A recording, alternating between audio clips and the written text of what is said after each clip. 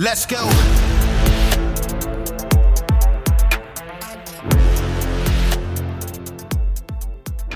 Welcome to Citizen. We have a very special guest today, a dear friend of mine for a long time now. Actually, we've known each other since I think 2017. Very long Danica Thomas, how are you? I'm good. How are you? Living the dream. Are you in North Carolina right now? I am, yes. Charlotte area. How's that going? Going well. Busy. Busy. Yeah. So you work for the Independence Fund probably still? I don't know. There's so many different organizations over there with Sarah that I kind of lose track of who works for what. Yeah. So I do still do work with the Independence Fund, mostly on Operation Resiliency, which is the suicide prevention program. But yeah, still doing a lot of work, just trying to stay busy and save lives. Yeah. Tell me about Operation Resiliency. We've talked about it on the show before, quite a bit actually, but it's that time of year starting in a couple of days. Actually, I think it's September is Awareness Month. So let's talk a bit about it. What is Operation Resiliency? What do you do? So it was a program that we say was born at a funeral. It started with my late husband and trickled on when another veteran in his company died by suicide. And Sarah, the CEO of the Independence Fund, was attending the funeral, and she overheard somebody say, "I'll see you at the next one." And she immediately called Dr. Keita Franklin, who at the time was working for mental health at VA, and said, "What can we do to make sure we're not seeing our brothers reunite at the next funeral?" And so it's a program that the Independence Fund has that reunites heavy hit combat teams together in the formation of which they served. They focus on brotherhood, camaraderie. They have team building exercises. They do some workshops just to kind of check in with each other. But it really is focused on just bringing the brotherhood back together, just to make sure that they're policing each other up and counting on each other in time like struggle, times of hard. Yeah, I've participated in a few of these. They're great. I think actually a bunch of my buddies went through one time, not from my unit, but I think a lot of guys who got reassigned over to your late husband's and Michael's unit. I want to say it was the third Operation Resilience that they had. Yeah. And the first one was also some buddies of mine, like Mac was there. He was a platoon sergeant in my unit before, but he was a sergeant major over there. Yeah. So he was my late husband, Sergeant Major. Yeah. So I've been to some of the retreats. There's a lot of like get the dudes back together, do some group PT, and it's like I guess I don't know if it was designed this way, but a part of it seems to be to me to lean kind of heavy on what we call cognitive behavioral therapy, and a big part of that is taking somebody's current mental state and putting it back into not putting the mental state back there, but putting them back into that position, like are surrounded by the same people or the same environment as when the problems began, I guess. Does that sound right? Yeah, and a lot of it kind of just happens naturally. So without being forced, we see a lot of scenarios that the guys kind of want to talk about a situation that was maybe a little bit uncomfortable for everybody. And they put themselves back there, and then, maybe two of them didn't agree on the way that they saw the situation because everybody has their own outlook of things. And so what we end up finding is that they walk away with a shared understanding of like, maybe we didn't see this the same way. Maybe I could have, leaned in harder here and this wouldn't have happened, but there's no blame. Everybody puts it out on the table and they walk away with no blame. Like we provide rosters, call rosters. We try to do Zoom meetings. So even when they go back home, they're still checking in with each other. And we just find that it's pretty remarkable in staying connected. Yeah, so It's all this is all really from a psychological standpoint. It's all very interesting because we, in the beginning, when people started coming back with these issues, handled it extremely poorly, both from a resources standpoint, but also from a strategic standpoint. A lot of the work in the early days treated this version of post traumatic stress the same as it did other forms like rape and other traumas like that. And it leaned heavily on hugs and pats on the back from what are effectively strangers, right? And then medication as well. And I don't have to tell you how ineffective that is. You know from personal experience how ineffective that is. Men typically need two things. They need first a purpose, and then they need each other, right? That's usually the solution to these problems. And the interesting part about what you're just now saying is for men, when they talk about their problems or what's bothering them, their cortisol tends to spike. Whereas for women, when you talk about your problems, your cortisol levels go down, like your stress levels go down. For men, it's a period of heightened stress.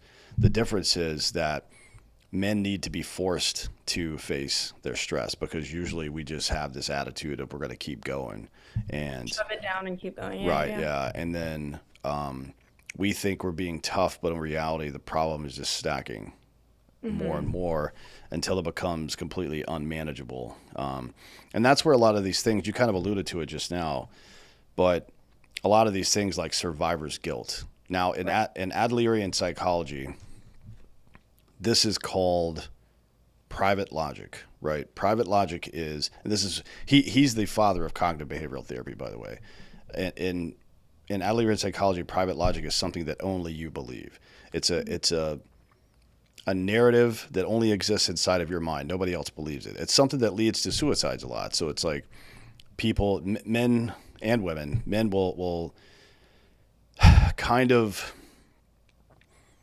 sit with themselves isolated and begin to believe that they have no value, right? Right. And Like then tunnel vision. yeah, and in the isolation doesn't help, but mostly what the isolation does, aside from all the biological feedback that you don't get from other people, is that it allows that private logic to fester. Now, people that study things like memory and eyewitness testimony will tell you that we don't really eyewitness testimony is only like 30 to 35% accurate on just like when you're talking about height, skin color, eye color, clothes, all this shit. It's very unreliable, and it's because the human mind has this tendency to make a memory out of the memory. So we don't actually remember the thing that happened. We remember our memory of the thing that happened, and so on and so forth. And when you sit alone by yourself and ruminate and allow the memory of your memory of your memory to become the truth in your mind, now you have survivor's guilt. Well, what if I had done this, or what if I had done that, or what if this or that, or what the fuck, man? You know what I mean?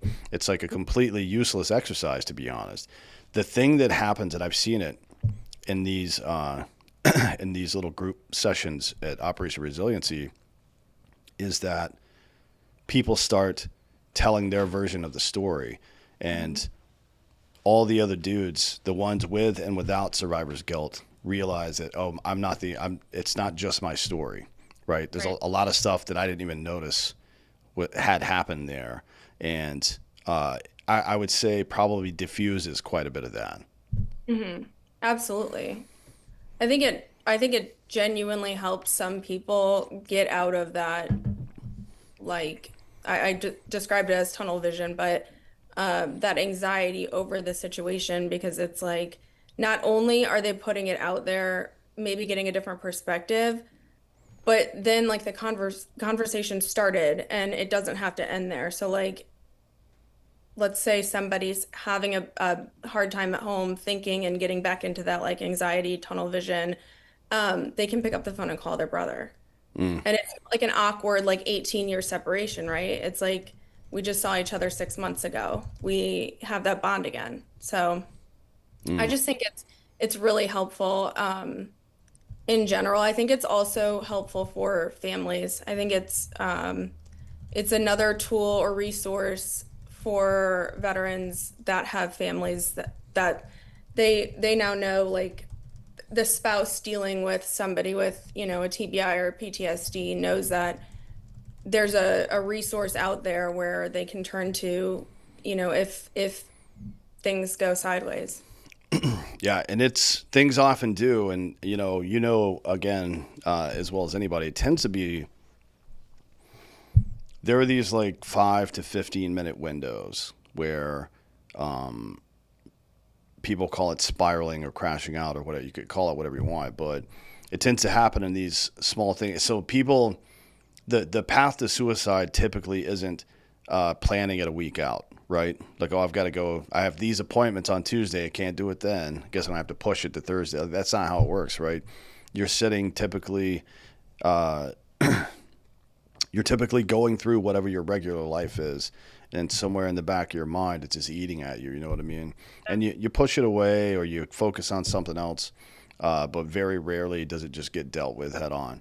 And then in a moment of weakness things spiral quickly and a temporary problem is ended permanently, you know what I mean? This happens a lot. I don't know if you want to share your story. It's pretty intense, but I think it might be helpful if you feel like it. Yeah, no, I'm happy to. So I was married to, as you know, I was married to a veteran who served in the 82nd Airborne, and he had three combat deployments, two Purple Hearts, and on his last deployment in Afghanistan, he was blown up by a suicide bomber that detonated, and the quarter-inch ball bearings blew through my husband's chest, and he ended up getting medevaced out of there after a couple surgeries. He was stabilized and sent home to Walter Reed. And from there, it was genuinely like you talk about having purpose and a mission and brotherhood. Everything that he knew was taken away from him in that moment. And his guys were still fighting. They had months left of that deployment, and he was sitting in a bed in Walter Reed. And he ended up transitioning out of the military, and about a year later was having a series of paranoid behaviors, and he went to go get help at the VA, and it was right at the height of that wait list at the VA back in 2013, and they had no beds available. So days later, he ended up having what clinicians described as a psychotic break or a true flashback. And he took off with his firearm and he cleared a home in our residential neighborhood, killing two of our neighbors, a dog, and then I believe, came to and ended up killing himself. And so we definitely went through the trenches with the transition. We went through the trenches with not having a purpose, though he had two daughters.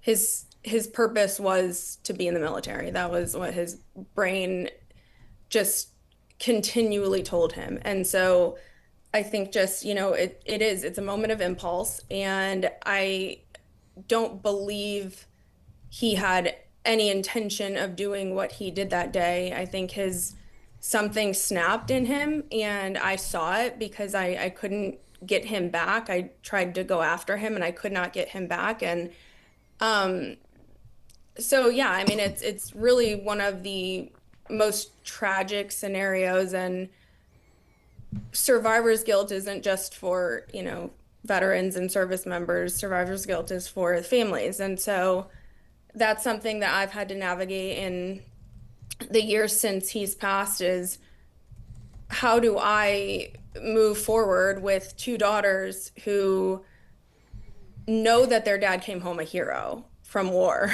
and he died a villain in somebody else's story. And so I think, had he had a sense of brotherhood, had he felt like he could be relatable in the civilian world, or that he was, a badass like all of his brothers, like I think he probably could have had a different outcome. Yeah, certainly. I mean, I'm curious to go back to this, and I don't. I know you've been talking about this a while, and it's not to beat a dead horse, but it's just to give anybody else some kind of framework to understand what they're seeing in front of their face if they never dealt with it before. What, when you say you couldn't get him back, what does that mean? Um, I tried to call his name. I tried to run for him, I tried to, I know maybe this is not the best thing to do, but yell, like make loud noises just to kind of get him to come to. I knew he was gone essentially when I heard him take his gun and he ended up shooting my car before he ran. And so, um, yeah, I mean, I ran after him and I couldn't get him to turn around. And at some point you have to say like, this is not safe. Like Mm. I am this, if I go after him and physically get to him, I'm going to be gone and my kids are essentially going to lose both parents. And so, it just, it was like I just knew he was not there anymore. Like I don't know any other way to describe it. I'm sure you can like understand it. Mm. Just he was not turning around. He was not responsive.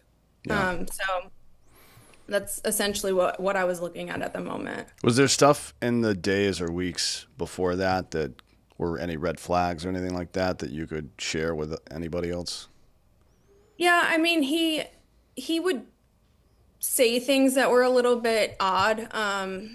When I say paranoia, he thought that like people were out to get him. He thought that like the country was going to come crashing down. He was having conversations about the air quality in my home and things like that. But in those moments, we did exactly what we were told to do. Like we called the counselor, we went to the VA. And unfortunately, even when we went to the VA, it was at the time I had our newborn baby with us, and they wouldn't let me stay with him. And so I had to rely on him to go in, tell them what's been going on, which he did. And then they released him with medication. And so they stacked antidepressants, anti-anxiety medication on top of him, right? And so he has a Rolodex of medication that he's now taking and started the medication. And then this is when all of, that happened. And so it's like, who's to blame? Like there's several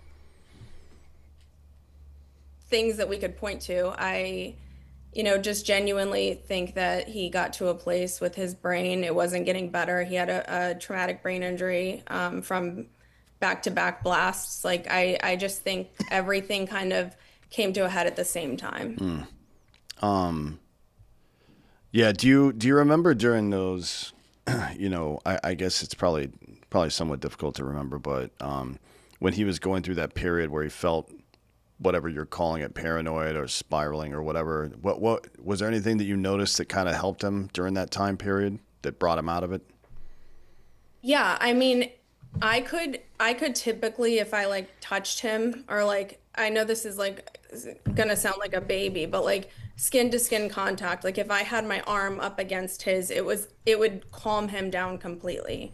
And so I could like get him pretty chill enough to like call the counselor, talk to the counselor, or um, you know, get the kids away and secure from him. And it all just sounds really sad, but that's kind of what I had to treat it like it was a situation where I was taking care of a toddler. And I hate to word it like that, but I think that is probably the best description Mm. is in those moments he was no longer like head of household. I don't know that he was head of household coming home from Afghanistan, but like that role was taken. Mm. And so I think, in if I could go back, number one, I would lock up his firearms.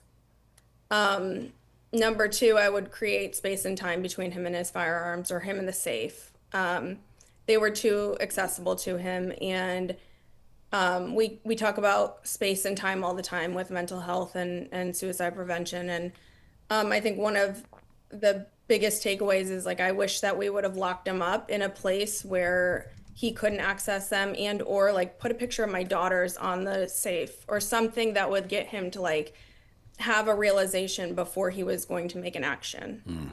Mm. Well, let me circle back on something. So, and maybe I can give you some words that where you can explain that a little bit better. You're not infantilizing him. That's not what it is. Physical contact, particularly from somebody you care about, for 20 consecutive seconds, makes your body produce and dump oxytocin, which is the so-called love drug, right? Something like 20 to 22 seconds of like full frontal chest to chest contact, primarily skin to skin, will make somebody dump all the oxytocin that's stored in their body into their bloodstream immediately. And it's like the feeling you get, I suppose, when you read that good morning text or something when you're in the honeymoon stage of your relationship. There's nothing infantilizing at all about that. That's a real thing. That's true for a baby just like it's true for an adult human being. So, yeah, don't you certainly shouldn't feel negatively about that. That your instincts were correct to do that. That is how human beings work. My it's you went into it a little bit, but my next series of questions were going to be something like, what would you have done then, considering what you now know? Locking up the guns, obvious, is one of them, but that's only a barrier to the event. That's not a treatment, right? So if there's anything that you've noticed, I guess, from doing these things and the new versions of treatment that are out there for dudes, what would you do now if you had the opportunity, I guess? Um, Honestly, I would probably number one call somebody that could talk to him in a real and raw manner, right? Like Like call one. Mac. Yeah, Yeah. yes, exactly.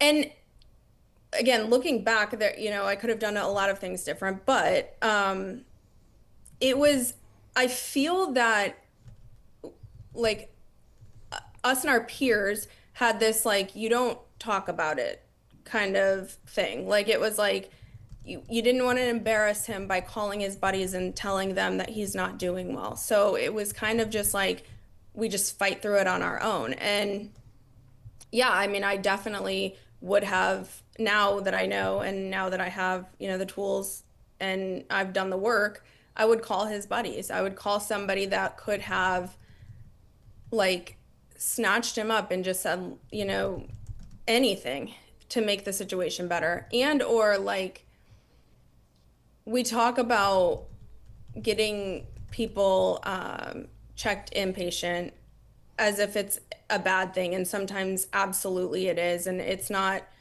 my go-to, but there are times where I'm like, if I would have gotten him into that hospital and kept there, those innocent people would not have died. And in any scenario, I lost him. So even if he was in a hospital and me and the girls were coming to see him at visitor time or whatever to get the mental health help that he needed, like I still lost him, And so I was young and at the time I just was scared and I didn't know what to do. So like I said, we did what we thought we were supposed to do, which is go to the VA for help. And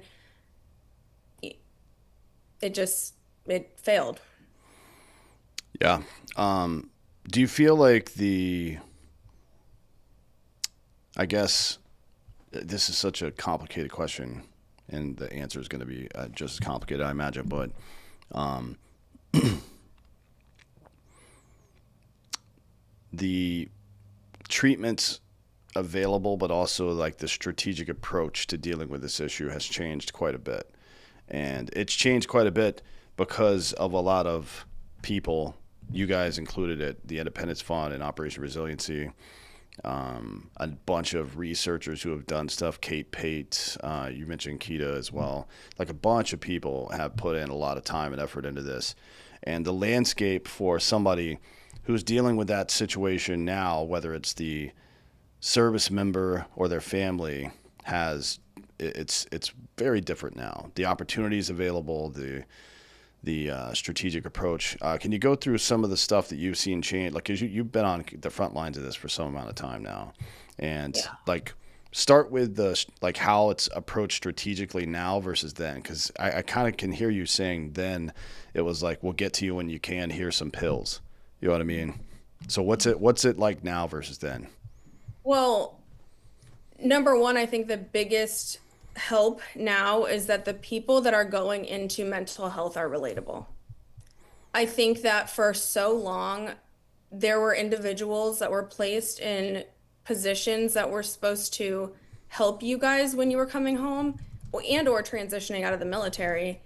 And those people could not fathom the amount of just utter shit you went through. And so I think one of the biggest differences now is that we have people getting into the mental health space who have gone through things, who have seen things, who have done things, who have experienced like really tragic, awful things, and they're relatable. So I think that's truly number one. And a lot of the people you talked about do have so much background in this space that they have the, I'm sorry about that, that they have the knowledge to triage the situation in a way that is helpful or that Yeah. the veteran feels it's helpful. But I think with all of the policy systems that are in place to help and maybe fail, I think that with every change of administration, there's a wheel that's reinvented. Mm. And so the previous Trump administration had things in place like prevents, which I was able to serve on the ambassador list for prevents, which was a roadmap essentially to end veteran suicide. So they had people that were serving with them that were relatable and had experience and had backgrounds in all of the mental health aspects. And then the administration changed and all of that went away. So even those of us who were serving on there, and it was I mean, honestly, it was helping me a lot as well as helping other people survive. And so I think, that's one thing is like if we can get a stable wheel on mental health again and veteran suicide, I think that that will become a safer place for people to turn to. Sure. Yeah. I mean, it's continuity of government when power changes hands is always a problem. It has been forever, and yeah, that's going to be a thing. Do you know of anything that's in the works right now to make it permanent instead of just because fortunately and unfortunately, I suppose the executive branch gets is under control of the president for the most part when it comes to funding, unless stuff is specifically earmarked, right? Yeah. Do you know of anything that's going on in that regard? I have not heard of any programs like Prevent or anything that was previously a program of record. I've not heard of anything getting, put back on or reinvented, but we have had conversations with individuals about doing something like that again. And so the hope is that maybe he will decide to put a task force together again like that. I think it's crucial. I also think it's a good way to just talk about mental health. I don't think it's talked about, enough. I think that that's one of the issues with the era, yours and Alan's era of veterans, is that like back when you guys were coming home from war, it was a stigma not to talk about it, like not to talk about issues or, the pride kind of got in the way. And I'm speaking more for Alan, but yeah, I think it's all good conversation. I think it needs to be talked about more. Yeah. Yeah, I mean, it's definitely, you know, I think we've definitely benefited from the conversation up to a point. There's a point where action has to follow. And, the action for the most part has been at a lower level, right? Hmm. Like in private organizations and people and stuff like that. The government's done a very poor job of handling this, even to this point, in my opinion. But, yeah, do you, um, or let me ask you this. This is kind of a personal question, but are there things when because you talk to people about this shit all the time, just because it's your job? Are there things that you wish that people knew about Alan that they don't? because of, how everything went down. Yeah, I mean, I wish that people knew truly how much he cared about other individuals and about his country. He was somebody who could literally light up a room with his smile, and I think it's hard to humanize somebody who did something so just monstrous, but in the moments, looking at the situation as a object, um, what he did was not who he was. And so it's hard to talk about the good things about him, other than to, of course, my children. But yeah, he was smart. He loved to talk. He loved history, his country. One of my like core memories about him right before he passed away, was he there were a couple neighborhood kids that wanted to cut our grass, and we ended up letting them cut the grass, meeting the mom,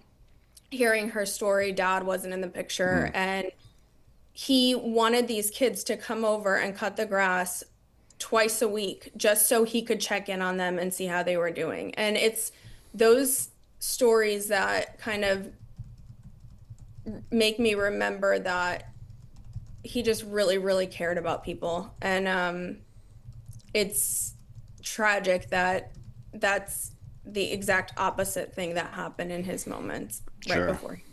Yeah. I imagine it was a pretty big deal for you at some point, uh, shortly down the road, um, because of your and Sarah's friendship, to be able to, I guess, find a place where you could give back and at the same time kind of sort through what you were feeling and how to move on from that and contextualizing everything. I mean, this is one of my maxims is that if you can turn your pain and suffering into empathy for other people, you can save their life and you can also save your life, right? And I think that's kind of like how it goes. This isn't unique to the veteran community, by the way. This is most rape counselors or people that have experienced sexual assault, uh, uh, people that are in, like, I wouldn't say the like powerlifting community, but people that are in the health journey community are often people that had shitty health and found their way to success in some way or another. It's a pretty natural human instinct to take your pain and try to find solutions through it by helping other people, which should tell you a lot about who we are as like human beings. But I assume for you that was a pretty big deal to be able to do that. It was. It saved my life. I think if I didn't have my daughters, if I didn't have a purpose, if I didn't find my purpose, I think um, I wouldn't be here. And so in sharing the absolute awful thing that happened, I think that it has made me a lot stronger, find my way through life, find my voice. Um, it definitely helped me come out of what I was going through. I think the other thing too is like in doing so, I'm teaching my daughters that it's okay to go through things and become better out of it. Mm, There are things that I miss every day about Alan, but I also try to look at it that if I didn't lose him, I wouldn't have found myself. And I wish I didn't lose him, but I also um I have to find a silver lining because if I didn't, I would just be a shell of a human being. mm, And so my kids are at ages where they get to decide if they're going to respect me or not. And if I continue and if I were to lay in a bed every day and not be a mother to them and frankly mother and father to them, then they how would they respect me? mm, How would they see somebody strong and, you know, get that strength to carry on? Because at the end of the day, like they also have a reputation. Their friends can Google them, their friends can Google me, mm, and an article is going to pop up that is going to completely shift the way that people think about my children mm. naturally, right? Because no, they didn't do that, but like their dad did. And so, I've had to teach my kids that like the act that their dad did is not in their DNA. Mm. And my daughter, my oldest daughter from a really young age told me what daddy did is not my burden to carry. And so it's kind of like that's how we have to go through life. Like we have to fixate on helping people. We have to fixate on using our story to save other lives because we couldn't save his and we couldn't save the victims. And that's just kind of how we've had to pick up the pieces. Yeah. Well, people have a tendency, I guess, to, and it's not from a bad place at all, but people have a tendency to look at somebody that's gone through some heavy shit like they're a victim and that they're just going to be forever. But that's not, very rarely is that the case. You know what I mean? Because those people just, the people that lean into the victim part don't survive typically. Yeah. And I don't just mean they go off and kill themselves or anything, but they shrink into a little ball and you just don't hear from them again. You know what I mean? Tears them like apart. It Yeah, absolutely does. yeah. But And the people who do make it through though are the people who lean into the like what you're saying. You know what I mean? Like this is not going uh, to be the end for me. yeah.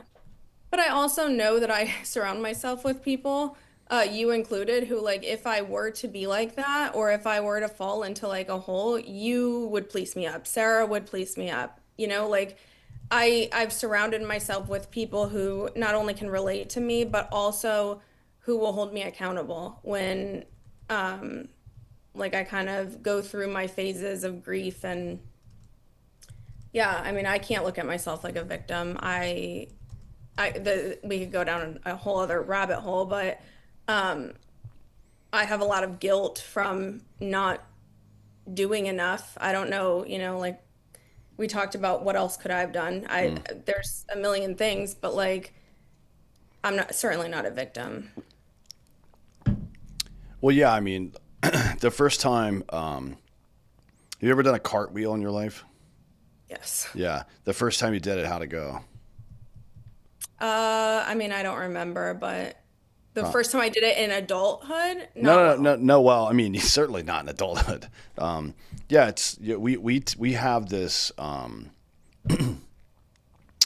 because in your mind, time become and because of the way our memories work, that kind of cliche thing that time is a flat circle becomes true for us sometimes, and we do this in broader culture as well, but we take newfound standards, things that we believe now or things that we are aware of now that we were ignorant to before, and apply them to situations where they have no relevance. You know what I Right. mean? Yeah, And that totally. again, that's a part of Adlerian psychology, or it's a part of Adlerian private logic. That is retarded nonsense. You can't. That it doesn't make any sense to do that. Uh, so this is why you have to attack that stuff head on, no matter how uncomfortable it is to have the conversation. Whether you're the survivor of a family member, or you're going through it now, or you're the person dealing with it yourself. Bad news doesn't get better with time. It never does. It only gets worse. It compounds every single day. It compounds to some degree. Every little bit that you push down puts more pressure on it, regardless of how you feel or what you think in the moment. That is a psychological fact that that's what's happening. So you've really got to. There's no better time than today, than right now, to start dealing with this shit, because especially if you're somebody that other people rely on, which most adult men are to some degree. It may just be your job, but somebody's out there and they need you to show up for them tomorrow. They need you, Right. right? Regardless of what it is, if it's your workplace or if it's your family or friends or whatever. Maybe it's just some other community that you're a part of, and uh, it's going to be lessened by your absence. You have a responsibility, so you got to deal with it now. That's what a man does. And yeah, from your part though, I know it's easier said than done, but the idea that you're to blame for not applying newfound logic to problems before doesn't make any goddamn sense. So Right. just keep that in mind as well when you're thinking about. I know you know that, but um, Yeah. I uh, mean, in moments, I'm like, I could have done something. I should have done something. But then, in really taking some time and stepping back, I realize I did everything that I could, and I was young and I didn't know any different, and it is what it is. What advice would you have for the actually, I don't know if they're a young E5. I was going to say the young E5's wife, but I don't know if they're young E5s anymore because we're not deploying. So I don't know if they're promoting people that fast, but let's say there is. What's your advice to the young E5's wife whose husband is deployed to during the Afghan pullout or Syria or something like that over the past 5 or so years that's having some problems? What would your advice to the wife be specifically? Um, Number one, pay attention. Um, if if possible, log things. Call buddies, call for help, take your spouse to get help when needed.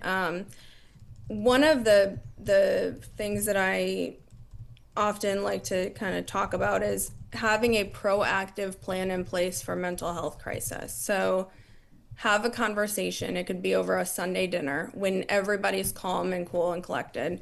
Have a conversation. If I get heightened, you have permission to call 911, right? You have permission to call 988. Mm.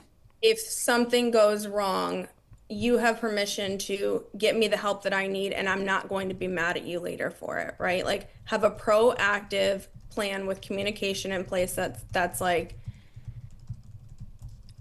if something goes sideways, it's okay to get me help or, just have the conversation. I mean, I guess that would be my number one thing. Have a hard conversation about how we're going to address a mental health crisis should it ever get to that place. Because thinking back on times where I'm like, is this weird behavior worth calling the cops? Is this weird behavior worth this? Like I said, we did everything that we were taught to do, but um, at the end of the day, having a mental health crisis is not a criminal thing. And so, like, if you think you're like doing something wrong by calling the cops, you're not. And in fact, another program that the Independence Fund has is VJI, which is getting in law enforcement agencies and training them to approach veterans in crisis. And so, like, a lot of these law enforcement offices are equipped to deal with veterans. I know that there's, some that aren't, but it doesn't it doesn't make you a criminal just because you have a mental health Mm. crisis. And I think just having a conversation, having a plan in place, talking with your family openly about what would happen if things got to a place of dire need. Mm. Yeah, I mean, you have a family emergency plan. Everybody knows where to go if there's a fire. Right. So it makes Right, sense to me. exactly. Um, is there any particular language that's either good or bad to use, either in the proactive conversation or in the escalated moments? For example, I've had a lot of success with my woman telling her to calm down when she's upset. I found that works with most women. Just say, "Hey, calm down. You're being irrational right now." Obviously, don't do that if you're out there. But are there any good examples of language to use or not to use, or maybe it's the tone or vibe or something?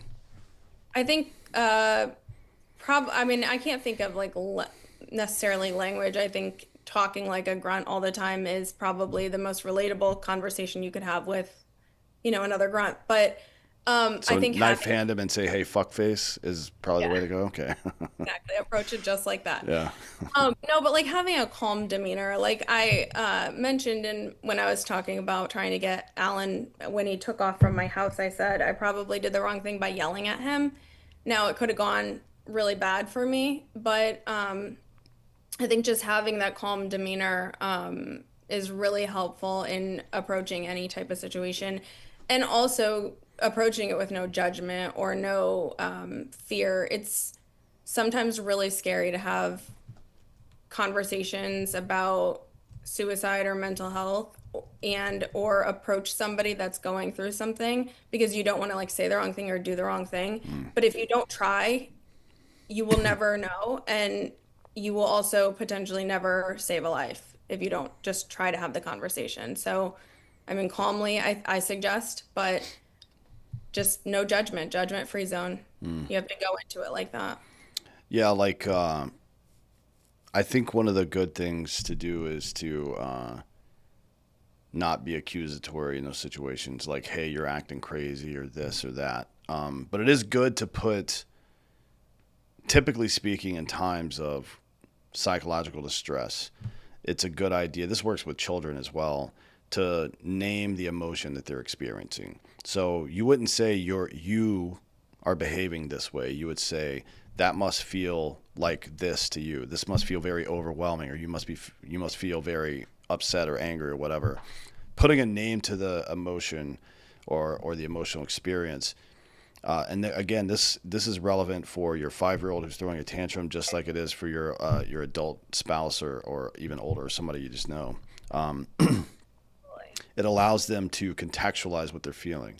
So instead of like, think of it as it's like your fuel injection, your car's pumping fuel into your body and it's giving you the energy to do whatever it is you're doing. If you change the fuel from rage to thoughtfulness, that can have a really good effect on somebody that's starting to spiral. And the earlier in the process you do it, the better. If somebody's like, if you're in the early stages of an argument or something like that, instead of, you know, look, and it's not all on the other person to just take the hit, so to speak, not literally, obviously, but it's not all on you to take the hit. But if you're in that situation and you know you are, these are some tools that could definitely help. It's just like, hey, what you're feeling right now sounds like it fucking sucks, dude. Like for real, it sounds like it sucks. I don't know what that feels like. Or maybe if you're his buddy, I know exactly what you're feeling like. I felt like that a couple of weeks ago. And Right. I'm just going to sit here with you until it's over or whatever, right? I mean, those are ways you can approach it. But so I want to make it clear. The reason I brought that up is because I want to make a clear distinction between naming the emotion, saying it out loud for context purpose to give that person something to think about versus saying you're acting like an asshole right now, which is not effective at all, Right. in my experience. Yeah. So you could say that's leading with empathy, I guess, but coming from a dude, like if you're a guy out there and it's your buddy who's you deployed with or something like that, you can be rough with him. But you don't have to say you're acting like a fucking asshole. You can Right. say, hey, Right. here's like, dude, you're fucking going through it right now. Here's what you're feeling, and it's making you fucking do some shit that you probably wouldn't normally do. This isn't you right now, so you need to Right. dial it back a little bit. Knife hand him, call him an asshole later on, obviously, but not right then. Yeah. When you touched on it too, I think sometimes just being there, like sitting there, like um one of Sarah and I, like our favorite thing to do together is just kind of like sit in a room together. We don't talk. We don't like discuss things. We just sit and it's like it's almost like it brings us back to like a calm place because obviously she deals with a lot with Michael and I've dealt with a lot post Alan and so it's really just like showing up and not having to like talk or say a bunch of things, just like shared understanding of a feeling that's frustrating but can't always like pinpoint it. So I think that's really helpful too. Yeah, yeah. So the reason we have you on today is because September is I don't even know what it's called today. PTSD, PTS, something, whatever the fuck, awareness month, particularly for GWAT, right? September is now that.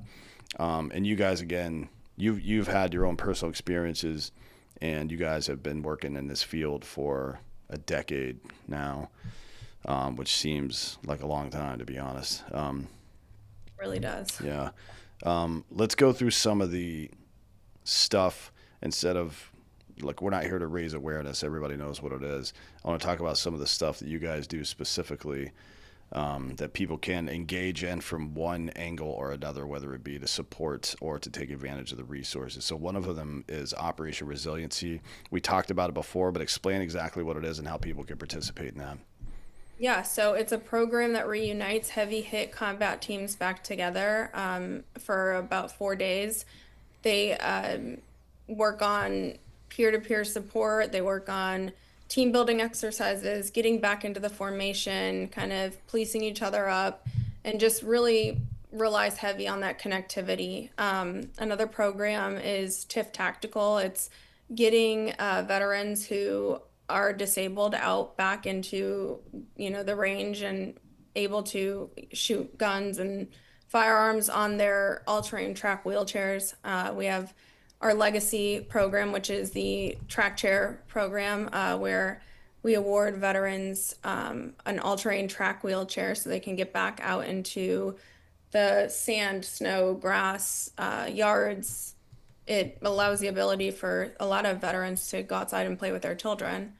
Um, I mean, we have many other programs, Feeding Independence, where we'll set up at VA hospitals in the parking lot and we'll give food away to veterans that come through. It's like a drive-through situation that started right when COVID hit because we saw that people were struggling and we needed to figure out how we could get them the resources that they need, but in a way that was, conscious of everything that was happening at the time. And so yeah, I mean, there's a whole list of programs. We really highly recommend going on the website, finding a program, applying to it. Everybody's super responsive at the organization. Everybody has some type of connectivity, whether they're a veteran or a spouse of a veteran or, their family member served. And yeah, you can check it out at www.independencefund.org. And what about for people? Well, let's. What are the other ones you mentioned it before as well as the Veteran Justice Initiative, and this is something that probably the friends and spouses should be more aware of because they're going to be the ones reaching out when homeboy gets hemmed up for whatever. But give me a quick rundown on that as well, please. Yeah, essentially, it's going into law enforcement agencies and training them on how to de-escalate situations with veterans in crisis, decriminalize, de-escalate the situation. The training is essentially around one simple question, and that's, did you serve? And so when a veteran's in crisis, we've seen that it's often way more helpful for another veteran to be responding to the call and approaching the situation. Did you serve? That right there is shared connectivity, Mm. right? Like a veteran going to a veteran and saying, hey, we have this in common, let's talk. It's essentially like having the same conversation. Like, don't accuse somebody of their feelings, say like, Mm. hey, I see that you're going through this. And so that's really what the program is centered around, is just de-escalating situations and just trying to pull that veteran out of whatever they're going through at the moment, but not approaching it like they're going to be arrested for feeling a certain way. Yeah, there's yeah, and you can see the results of it too. There are there are many examples on the internet of this, of a cop who's also a veteran, who's able to approach a guy that's about to do something stupid, or he's in his truck about to blow his fucking brains out, and the cop's able to get to him when nobody else would be able to because he's also a vet. There have been a couple of examples from departments that had specific training from VJI, like directly actually. And Yeah. then if you're looking for more success stories on that, this is before any of us were in this at all. But there's this guy Kevin Briggs. I don't know if you've ever heard of him or not, but he was on the he was Chippy, a CHP officer in California, state police in California, and he worked in the San Francisco Bay Area, and I don't even remember the numbers. It was like 200 or 300 people he talked down from trying to jump off the Golden Gate Bridge or something like that. So there's a lot more information out there than you might think if you're struggling with this stuff. Um, you know, I promise, if you think you've exhausted all your resources, I can promise you that's not true. You're not even fucking close. because you haven't talked to me yet. So you haven't exhausted your resource. If you haven't talked to me or Danica or Sarah or fucking Clark Pennington or somebody like that, you've not exhausted your resources yet. So go to independencefund.org, check it out. There's all kinds of stuff there. And if people want to support you guys or help you guys, can you talk about that for a minute? How people can support either with their money or their time? Yeah, so in the Charlotte area, we definitely take volunteers for the Feeding Independence and other programs that are, centered around Charlotte. We're um, always obviously looking for monetary donations. You can go on the website and donate. You can also donate to a specific program. You can donate to a specific program in memory of somebody. And so I think we talk about acts of service and kind of doing things that help us while helping others. My mother-in-law donates every year to Operation Resilience in memory of Alan. And it's her way of just being able to give back. And so I think that's really cool. If you have a buddy who you lost and want to find a way to kind of serve others, that's the perfect way to do so. And I think there's, not only volunteering at the Independence Fund, I think that there's a whole list of things that people could do to kind of get that spark back in them when they're feeling like they're trying to find purpose again. But volunteering and nonprofit organizations are definitely where it's at. Yeah, great. Well, I appreciate you coming on today. This is something that's touched many of us over the years. More so, I mean, I don't know about your crew, but it's probably true that you've lost more people to suicide than war at this point. And in a lot of cases, mine included, it's like double. It's not even close. So this is something that, we've learned a lot about, and I think have the ability to really make an impact now. And all it takes is a little bit of time and attention. So give us some time and attention. And one more time before we get out of here, tell everybody where they can find your organization and like social media, website, Yeah. all that stuff. The website is www.independencefund.org. You can find us on Instagram, all the social medias, Facebook, Instagram, Twitter, at the Independence Fund. And thank you for having this conversation. I really appreciate it. Yeah, absolutely. Anytime. And thank you all for listening. This has been Citizen.